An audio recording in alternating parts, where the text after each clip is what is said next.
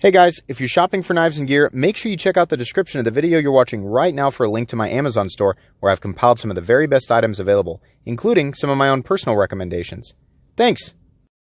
What's going on YouTube? Metal Complex here, and today I have an extra special knife overview to share with you guys. This is the very, very rare zero tolerance 0777 with the composite blade, VANAX 35 and Damascus. Truth time. I was aware of the 077, and that was basically it. This knife has part to do with the whole Matrix drama that occurred between Kai USA and Microtech a long time ago. You can look that up if you want. I don't want to stir dumpster fires, but, factually, it was part of that. I knew that the 077 was one of the, more prestigious ZTs that has been discontinued, which, by the way, this has been completely discontinued. And because of what they go for now, this will be more of an overview and substantially less of a review. So I was barely aware of it. Once I got some more information from the gentleman who sent it to me, which is at Floydian214. On a previous video, I put Flooding214. Thanks, autocorrect on my phone. I took the note incorrectly and then ended up writing it incorrectly as a result. So sorry about that. Please give him a follow. He deserves even more considering I screwed his name up the first time. It's because of people like him that I'm able to bring you guys both daily and this type of knife content. It is also absolutely because of my generous patrons. Thanks so much for supporting me at this time. If you'd like to check out my Patreon, there's a link down in the description. But anyways, yeah, this is what actually the guys on the town hall meeting, that was hosted by the Knife Junkie, they refer to it as the unicorn. I did not know how rare this thing was and what they go for on the secondary market now. I had no idea. I knew that it was like, oh wow, yeah, it's the one that people like. So there's two versions of this. There's the M390 version, which is just M390, and then as far as I understand, the same build, and then no composite. Those originally, now I believe these were part of ZT's factory custom program, which commanded much higher prices back a long time ago. So these prices were based on years ago, right? So, and considering, you cannot get this knife and the prices are way out of whack, and it's the secondary market and the demand controlling what these go for right now, right? So an argument of whether or not it is worth it is neither here nor there now. It's simply what people are willing to pay and, what they're going for, right? So originally, these M390 variants in the carbon fiber went for $400, and now on the secondary market, those go for about $600 to $650. That's pretty crazy, right? This guy originally went for $600. And get this. You think the Sleesh Bowie's bad? Get this. This knife sells in mint condition, which is what we've got here, for between $1,800 and $2,200. Oh my God! Oh my God! I had no idea, guys. This is, based on what they actually go for, this is one of the most expensive knives I've ever had on this channel, right? Now, I treat all the knives that people send me exactly the same. They stay in their pouches. They stay in a safe location, right? They're not something that it's just played with, or, but I did not know that. I was under the assumption originally that this knife was, probably something around an $800 knife. Boy, was I mistaken. My goodness. We are going to take a simple overview look at this knife. This video is not meant as a, should you buy this? Is this worth the money? Nah. We're just going to look over this knife because this is kind of a relic. It's kind of a museum piece, So thank you again at Floydian214 for letting me take a look at this amazing piece of knife world history here. Overall length of this guy coming in at about 8.75 inches overall. The blade length coming in at about 3.8, and the cutting edge actually in this case coming in a little bit longer at about 3.9 inches overall. Not a small knife. Let's go ahead and do some size comparisons. Up against the Ontario Rat Model 1, just keep a safe distance from this guy. 8.6 inches overall, so you can see there this is definitely not a small knife. How about up against the Spyderco PM2? Spyderco PM2 is coming in at 8.3 inches overall. How about up against the Benchmade Griptilian, or in this case the Ritter Hogue?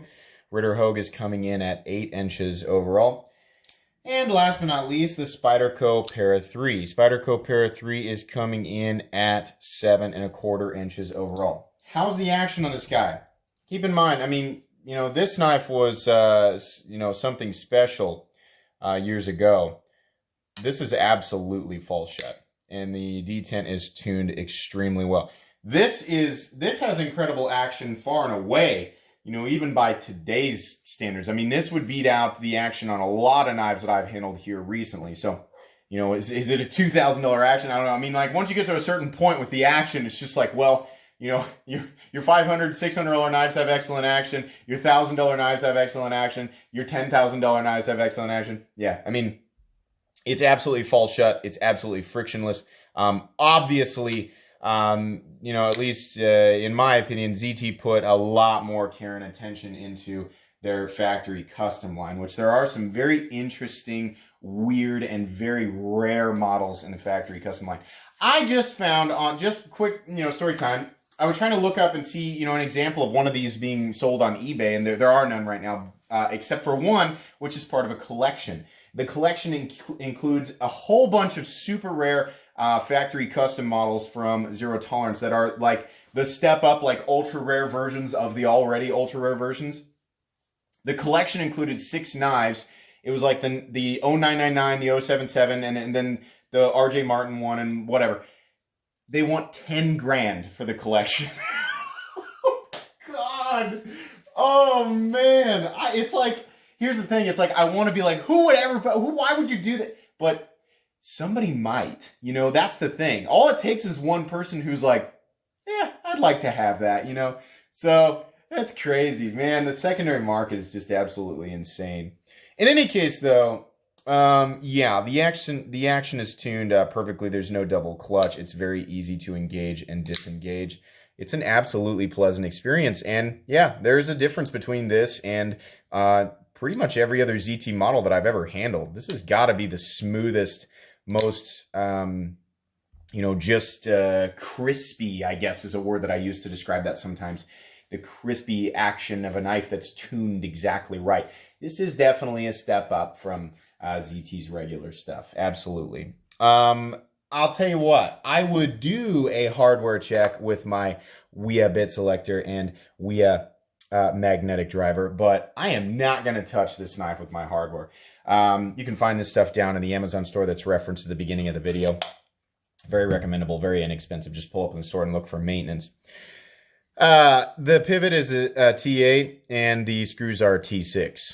Whatever. You know, it's like, it doesn't really do me any good to point out that I don't like T6 here. I mean, even if this was mine, I'm not going to take it apart. You know, if you're seeking this knife out on the secondary market and you want one in mint condition, you're going to pay a lot of money for it. And then if you're going to use it, right, there's very few of you out there watching this video thinking, I want to watch this review and then I'm going to buy it and I'm going to use the knife. Okay, so for you 2 people in the entirety of the world's population, I'm joking, but yeah, it has T6 screws, so be careful when you're using the bit, you know.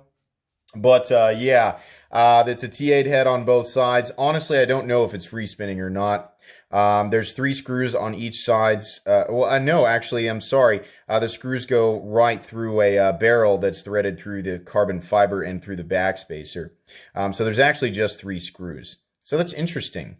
Let's see here. Carry profile. So for those of you who are considering purchasing this and putting it in your pocket up against the Spyderco PM2 and Para 3, two knives that have awkward carry profiles nobody ever complains about. You can see that this is a fairly big knife, but it still is right around the same area, if not a little bit shorter at maximum height. Well, maximum height is about right here, and it's about the exact same height as a PM2. We are at a little bit of an angle here, which is why it might be thrown off. But yeah, I wouldn't say that this is an overly difficult knife to carry. And in terms of thickness, which again, we're going to try and be really careful here, it's about the same thickness, maybe a little bit thicker than the Spyderco Para 3. There is contouring on the carbon fiber. So I always say, you know, I'll take that because it helps feel like it's filling out the hand. That's not really a problem. Really where the true, you know, impressiveness of this knife comes from is in the weight. This is a big knife. You know, there's the object itself is not a small object. However, the weight on this guy is coming in at 4.13 ounces, almost an ounce an inch on the blade. Considering how much knife you're getting here, that's pretty impressive. Absolutely. The pocket clip on it, we'll go ahead and talk about it. Very interesting special pocket clip that does say ZT0777. Is a, I guess we'll call that, yeah, it's a deep carry clip. You can see the clip actually sticks up a little bit. This is actually about what you're going to see on the outside of the pocket. It is titanium. It's a short clip. There's a little space on the carbon fiber milled out underneath the pocket clip to give it a little bit more depth.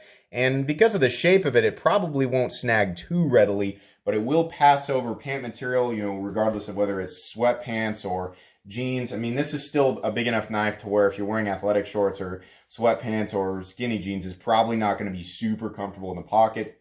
It is fairly tall. It does have a little bit of a flipper tab, not too obtrusive, right? It's more of a jeans, more of a regular pants type of knife. Okay, did we get through all that? Let's go ahead and talk about the anatomy here. Now, there are knives now that are built with this type of, you know, this build, right? It's a subframe lock. It's got heavily milled carbon fiber, heavily shaped carbon fiber. The presentation of this knife is very, very interesting. This knife and how it's made was substantially, you know, more complex and more rare than what we saw when this came out, especially from Zero Tolerance. Zero Tolerance was in a much better place when this knife, you know, was, you know, their new look, you know, holy cow, look at this thing we made, right? So by today's standard, it's like, well, you can get that type of milling and carbon fiber and this type of titanium on it. But you have to understand, like, the people who are going to be interested in buying this are enthusiasts and collectors, right? Because they know what these go for. It's not that, you know, this knife is demanding a super high price because it's VANAX 35 and composite, you know, Damascus with a combination of carbon fiber and a titanium subframe lock. No, that's not an insane build. It's because it's been long discontinued, it's extremely popular, and there were not many made. And for whatever reason, probably the history of the Matrix thing and the fact that this is a rare variant of an already rare variant, it's just kind of a planet aligning sort of, you know, people are like, I want to have that in my ZT collection. I think a lot of people really go after those mega rare factory custom designs from Zero Tolerance, you know. And it's my understanding that more absolutely does go into it. I mean, there's a lot of little indicators here. I mean, even like the edge has got a little bit more polishing and things in it. I would imagine those edges are hand, or at least the blades potentially could be hand ground. I don't think that they are, but the edge I'm sure is hand sharpened. And then, you know, I'm sure that each one of these is hand fitted, hand checked, you know, and it could be that they are hand assembled. I don't know exactly what goes into the process. All I can say is that after handling the factory custom ZT0392, actually two of them, they seem to be put together with similar attention as Rick Hinder knives are put together, you know. And that's, you know, in that case, it actually was a Hinder design. It actually did have Hinder factory hardware on it. And they seem to exhibit similar qualities. So that's my assumption there. Taking a look at the carbon fiber, it is very beautiful. It is completely voidless. All areas up here are completely knocked down. Again, by today's standard, this isn't anything hyper impressive, but it is still very, very beautiful. I can understand why people go after this. I mean, it has a very nice aesthetic. The flipper tab is absolutely wonderful. This area that is sort of chopped out back here to allow the flipper tab to be prominent enough to engage it, but not so much that it's sticking way out above the frame. You know, that's kind of a nice design element. On the inside of the carbon fiber, let you guys take a look. It is just carbon fiber, right? Up here, I am sure that they have a space or some sort of plate that the bearings can ride on. It's that type of action is not something that you're going to get if the bearings are running directly on carbon fiber, and that's usually just not the case. I've never handled a knife where the bearings run directly on carbon fiber because they would wear the carbon fiber down. So there is, you know, I'm 99.9% sure there's a plate on the inside that the bearings run on, and then the structural integrity is really coming from, you know, largely from the backspacer. Yeah, I mean, carbon fiber is plenty strong. It's going to hold up just fine. It doesn't necessarily need a liner. I mean, the design, the idea here was to create this amazing, blade length to, or cutting edge to overall length ratio and weight to overall length ratio. And they achieved that by not adding an additional liner or countersunk liner in the carbon fiber, and only including, you know, the extra weight of the titanium subframe lock and the backspacer, which really, I think, just serve as balancing elements because the balance is right on, like, basically right behind the pivot. So even at 4.15 ounces, it really does feel almost weightless. When a knife is lightweight to begin with for how big of an object it is, and then it's balanced correctly, for whatever reason, it creates this experience where your brain is unable to determine the exact weight of the item, right? I've had 3-ounce knives feel heavy because of improper balance, and I've had, in this case, you know, a 4-ounce knife and up to a 5-ounce knife feel almost weightless because the balance is so amazing versus what my mind assumes the weight is going to be for the overall size of the object. Does that make sense? I'm sure a lot of people who have experienced the exact same thing will say that. Listen to me adding all this fluff to this thing, right? Oh, this knife has freaking cast a spell on me, guys. I'm a knife reviewer, but I'm not immune to this, like, the pulsating aura that a knife on the secondary market, you know, that's been blown up on the secondary market, you know, and there's this major demand for it. I am not immune to that effect, right? It's like, when I first handled this, I was like, wow, this is a really nice ZT knife. I've heard these are expensive. Then I hear that they go for a substantially larger amount, and then all of a sudden I'm like, oh, I'm not worthy, right? Oh, I'm sorry. It's hard to resist that effect, but now that I'm aware that I'm you know, reviewing or just overviewing an object of such rarity, right? I suppose maybe that does sometimes have an effect on the dialogue that I use in the review. We're already at 17 minutes. We haven't even got to the blade yet.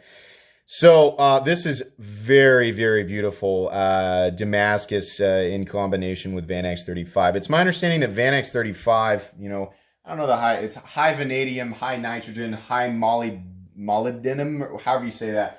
Idea being, you know, hard and edge retentive, and then they combine it with Damascus, mostly for aesthetic purposes. But yeah, functionally, this would serve anybody just fine. It's my understanding that VANAX 35 has actually been discontinued in favor of VANAX Super Clean, which is what's on the Quiet Carry Waypoint.